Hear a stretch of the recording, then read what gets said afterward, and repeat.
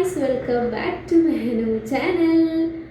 അപ്പോൾ ഞാൻ ഇന്ന് വന്നത് കുറേ നാളായി എല്ലാവരും ചോദിക്കുന്നു ഡെലിവറി കഴിഞ്ഞപ്പോൾ നോർമലായിരുന്നോ സി സെക്ഷൻ ആയിരുന്നോ എന്നുള്ളത്. അപ്പോൾ ഞാൻ ഒരുവിധ റീൽസിലൊക്കെ മനസ്സിലാവുന്ന രീതിയിലാണുള്ളത് സി സെക്ഷൻ ആണെന്ന്. അപ്പോൾ എന്തുകൊണ്ട് സി സെക്ഷൻ ആയെന്ന് ഒരുപാട് പേര് ചോദിച്ചിട്ടുണ്ടായിരുന്നു. അതിനൊക്കെ ഉള്ളൊരു റിപ്ലൈ ആയിട്ടാണ് ഞാൻ വന്നിട്ടുള്ളത്. ഓക്കെ, അപ്പോൾ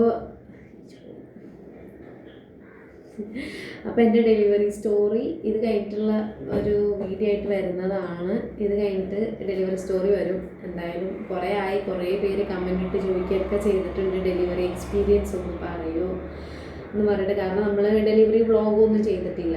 സോ അപ്പോൾ നമ്മുടെ വ്യൂവേഴ്സിന് അതൊക്കെ ഒരാഗ്രഹം ഉണ്ടാവില്ല അറിയാൻ വേണ്ടിയിട്ട്. കാരണം നമ്മൾ ഡെയിലി കണ്ടൻ്റൊക്കെ ഇട്ടുകൊണ്ടിരിക്കുന്നില്ലേ.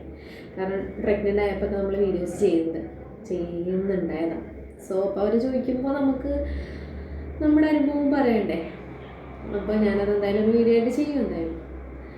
അപ്പോൾ ഓക്കെ, എന്തുകൊണ്ട് എനിക്ക് സി സെക്ഷൻ ആയി എന്നുള്ളതിനുള്ള റിപ്ലൈ ആണ് ഞാനിപ്പോൾ തരാൻ പോകുന്നത്. ഇനിയിപ്പോൾ ഈ ചോദ്യം നിർത്തണം. ഇനിയിപ്പോൾ ഞാൻ ഇത് ടൈം എല്ലാവരും ജസ്റ്റ് വാച്ച് ചെയ്ത് നോക്കണം കേട്ടോ.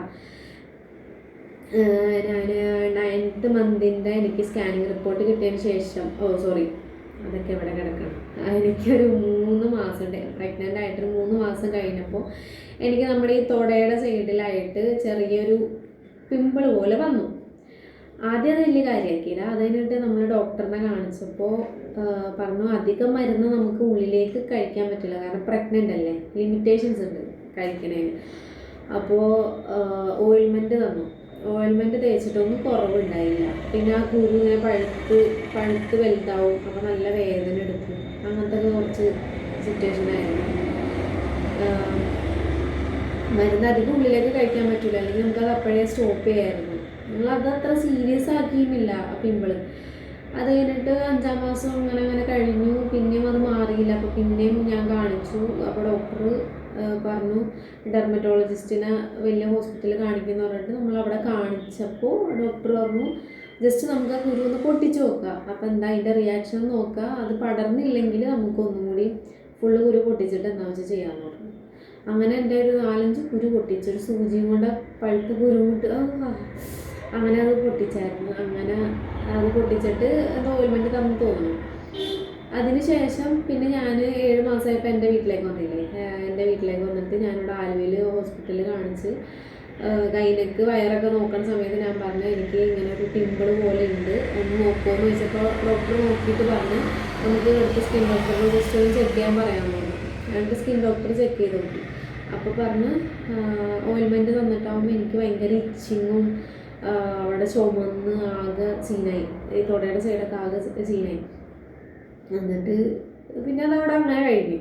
അതായത് 9th മന്തിൻ്റെ സ്കാനിങ് കഴിഞ്ഞ് 9th മന്തിൻ്റെ സ്കാനിങ് റിപ്പോർട്ടായിട്ട് ഡോക്ടറെ വീട്ടിലാണ് പോകണം. ലാസ്റ്റ് ആയില്ലേ, ഇപ്പോൾ കുറച്ച് ടൈമൊക്കെ വേണ്ടേ നോക്കാൻ. ഡോക്ടറെ വീട്ടിൽ ഇത് കാണിച്ച സമയത്ത് വയറൊക്കെ നോക്കി. അപ്പോൾ ഡോക്ടർ പറഞ്ഞു നമുക്ക് 2ാം തീയതി മരുന്ന് വെക്കാം, പ്രസവിക്കാനുള്ള മരുന്ന് 2ാം തീയതി വെക്കാമെന്ന് പറഞ്ഞു. അപ്പോൾ അതിന് ടെൻഷനായി തുടങ്ങി കേട്ടോ. എനിക്ക് ഭയങ്കര ടെൻഷൻ. ഇങ്ങനെ പ്രസവിക്കാനും പേടിയാണ്, സി സെക്ഷനും പേടിയാണ്, എങ്ങനെയും കൊച്ചിനെ പുറത്തേക്ക് എടുക്കാൻ വേണം, അങ്ങനത്തെ ഒരവസ്ഥ. എന്നിട്ട് ഞാൻ ഡോക്ടറെ അടുത്തോളം ഡോക്ടറെ എൻ്റെ ആ ഒരു അലർജി പോയിട്ടില്ല, ഇപ്പോഴും ഉണ്ട്, കുറഞ്ഞിട്ടില്ല എന്ന് പറഞ്ഞു. അപ്പോൾ ഡോക്ടർ ഒന്ന് വരയ്ക്കും.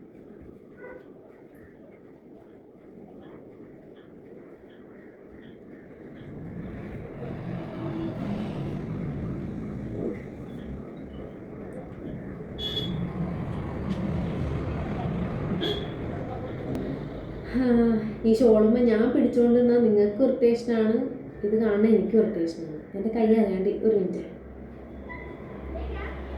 ഇങ്ങനെയൊക്കെ പോകും. ഓക്കെ, അപ്പോൾ നോക്കിയപ്പോൾ അത് കുറഞ്ഞിട്ടില്ല. അപ്പോൾ ഡോക്ടർ പറഞ്ഞു നമുക്ക് ചിലപ്പോൾ സി സെക്ഷൻ ചെയ്യേണ്ടി വരും, ഒരു ഡൗട്ട് പോലെ പറഞ്ഞു. കാരണം ഈ കുരു ഉള്ളത് കൊണ്ട് ചിലപ്പോൾ ബേബി പുറത്തേക്ക് വരുമ്പോൾ അവിടെ ഇവിടെയൊക്കെ മുട്ടിയൊക്കെ അല്ലേ വരുന്നത്. അപ്പോൾ തൊടയിലെങ്ങാനും കൊച്ചിൻ്റെ തലയോ അങ്ങനെയൊക്കെ മുട്ടിയെങ്കിൽ പൊട്ടിയാൽ ചിലപ്പോൾ ആ പിമ്പിൾ പൊട്ടിയെങ്കിൽ കൊച്ചിൻ്റെ കണ്ണിലേക്കൊക്കെ സ്പ്രെഡായി പിന്നെ കൊച്ചിനെ കൊണ്ട് നടക്കേണ്ട വരും. റിസ്ക് എടുക്കണ്ട, നമ്മൾ സി സെക്ഷനാണ് പറയുള്ളൂ. അടിപൊളിയായില്ലേ. അപ്പോൾ പറഞ്ഞാൽ ഒന്നുകൂടി ഒന്ന് സ്കിൻ ഡോക്ടറെ കാണിക്കുന്നു പറഞ്ഞിട്ട് വേറെ ഹോസ്പിറ്റലിൽ സ്കിൻ ഡോക്ടറെ കാണിച്ചപ്പോൾ അവർ പറഞ്ഞു ഇത് കുഴപ്പമൊന്നുമില്ല, ഇതങ്ങനെ പടരണ പിമ്പിളല്ല, ഇത് പ്രശ്നം ഉണ്ടാവില്ല അങ്ങനെ പറഞ്ഞു. അപ്പം ഞാൻ പറയുന്ന ഡോക്ടർ ഒന്ന് എഴുതി തരാമോ, സൈനിട്ട് എഴുതി തരാമോ എന്ന് പറഞ്ഞപ്പോൾ അവർ പറഞ്ഞ് അത് നമ്മൾ ചെയ്യില്ല അങ്ങനെ ഒരു. കാരണം എന്തെങ്കിലും അവരുടെ പിഴവുകൊണ്ട് നമുക്ക് കൊച്ചിന് എന്തെങ്കിലും പറ്റിയെങ്കിൽ അത് അവരുടെ തലയിലല്ലേ ഇരിക്കുള്ളൂ. അപ്പോൾ അങ്ങനെ നമ്മൾ എഴുതി തരില്ല എന്ന് പറഞ്ഞു.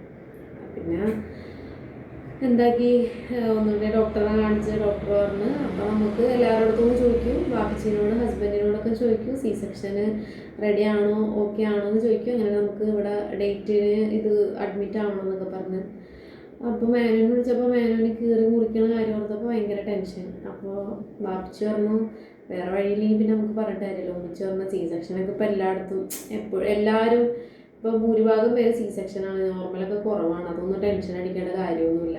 നോർമലാണെങ്കിൽ സി സെക്ഷനാണ് നടുവേന തന്നെ അങ്ങനെയൊക്കെ പറഞ്ഞു. എന്നാലും വ്യത്യാസമൊക്കെ ഉണ്ടാവും അങ്ങനെ പറഞ്ഞ്. എനിക്കപ്പോൾ ആ സമയത്ത് ഭയങ്കര ടെൻഷൻ.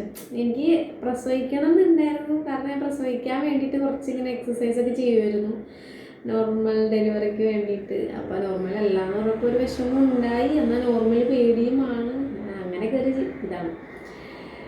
എന്നിട്ട് എന്താ എന്നിട്ട് ഡോക്ടറുടെ അടുത്ത് പറഞ്ഞു ഓക്കെ ആണെന്ന് പറഞ്ഞു. അപ്പോൾ ഡോക്ടറിന് അതിന് മുന്നേ എനിക്ക് കൺഫ്യൂഷൻ അടിച്ചിട്ടാ, കുഴപ്പമില്ല നോർമലി ചെയ്യാം, ഒന്നും പറ്റൊന്നുമില്ല കൊച്ചിന്. ഞാനപ്പോൾ എൻ്റെ കാര്യം ചിന്തിക്കണം, എനിക്ക് എൻ്റെ ശരീരമൊന്നും ആ ചെയ്യേണ്ടെന്നുള്ളൊരിത്.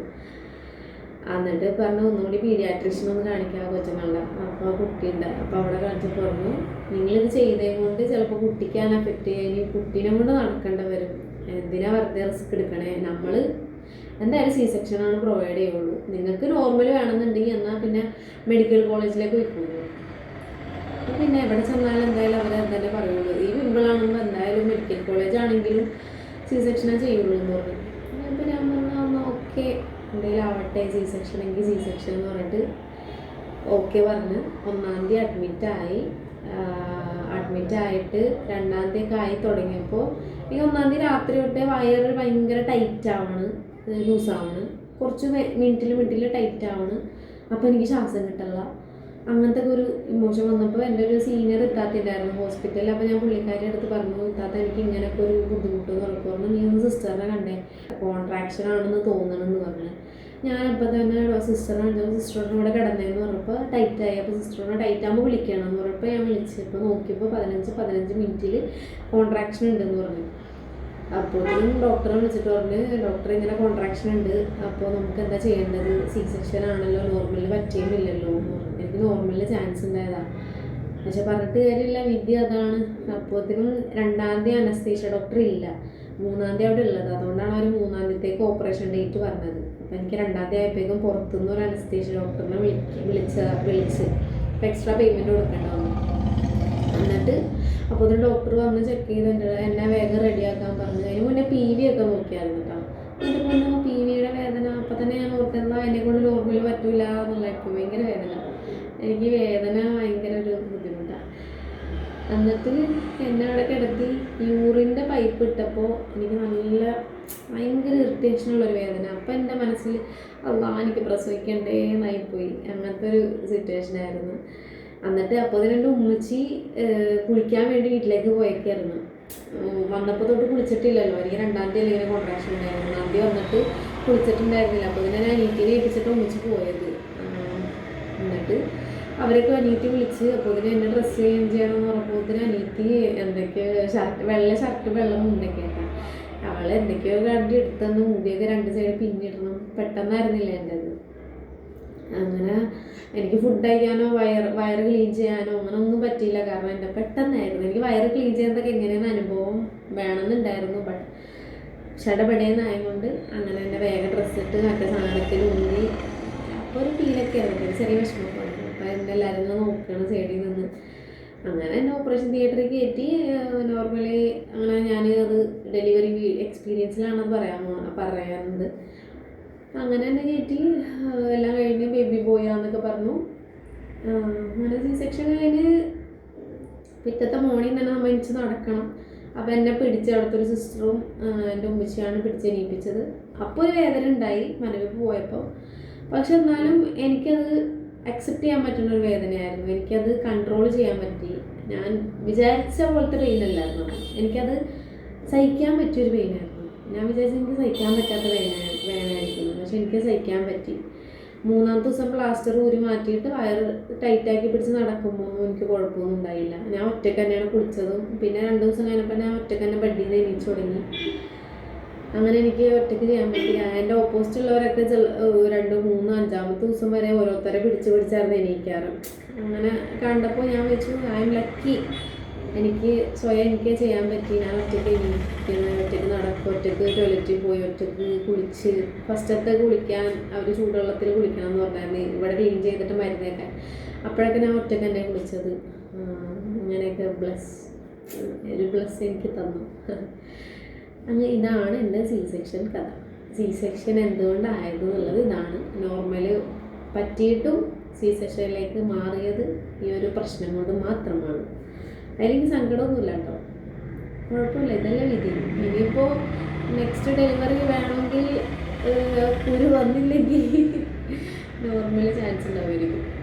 5 കൊല്ലം കഴിയണം ഇനി ഓപ്പറേഷൻ. എല്ലാവരും ഇപ്പോൾ പെട്ടെന്ന് ആൾക്കാവും. എനിക്ക് ഒരു 5 ഇയറാണ് എൻ്റെ ഒരു കുറഞ്ഞത്. എനിക്ക് എൻ്റെ മോനെ അത്രത്തോളം എനിക്ക് അവനെ സ്നേഹിക്കുകയും ഇതാക്കുകയും ചെയ്യണം. കാരണം അവനിക്ക് ഞാൻ ഇപ്പോൾ നമുക്കിപ്പോൾ 2 വയസ്സിലൊരു കൊച്ചായി കഴിഞ്ഞാൽ അവനക്കത് എത്ര ഇതാണെന്ന് പറഞ്ഞെങ്കിൽ അവനത് ബാധിക്കും. കാരണം അവനും ആ സ്നേഹം വളർന്ന് വരണല്ലേ ഉള്ളൂ. ഇപ്പം എൻ്റെയൊക്കെ വീട്ടിലെന്ന് പറഞ്ഞെങ്കിൽ എനിക്ക് 2 വയസ്സായപ്പോൾ എൻ്റെ അനിയത്തിക്ക് 2 വയസ്സായപ്പോൾ അടുത്ത അനിയത്തിയായി. അങ്ങനെയൊക്കെയാണ്. ഞാൻ ഉമ്മച്ചെടുത്ത് ചോദിക്കരുത്, എൻ്റെ പൊന്നുമ്മി എങ്ങനെയും ഇങ്ങനെ നോക്കിയത് എന്നൊക്കെ ചോദിക്കുന്നത്. അങ്ങനെയൊക്കെയാണ് കഥകൾ. പിന്നെ ഞാൻ കുറേ Q&A ഇട്ടിട്ടുണ്ടായിരുന്നു, ഒന്നും ആൻസർ ഞാൻ ചെയ്തിട്ടില്ല. അതിലൊരു ക്വസ്റ്റ്യൻ ആയിരുന്നു നോർമൽ ഓർ സി സെക്ഷൻ. അത് സി സെക്ഷനാണ്. ഓക്കെ, ഇത്രേ ഉള്ളൂ ഗൈസ്. അപ്പോൾ ഞാൻ ഡെലിവറി എക്സ്പീരിയൻസ് ഞാൻ വേറെ വീഡിയോ ആയിട്ട് ഇടുന്നതാണ്, ചെക്ക് ചെയ്ത് നോക്കാം കേട്ടോ. അപ്പോൾ വീഡിയോ ഇഷ്ടപ്പെട്ടാൽ പറയണ്ടല്ലോ, ലൈക്ക് ചെയ്യുക, ഷെയർ ചെയ്യുക, സബ്സ്ക്രൈബ് ചെയ്യുക. അപ്പോൾ ഓക്കെ, ബൈ.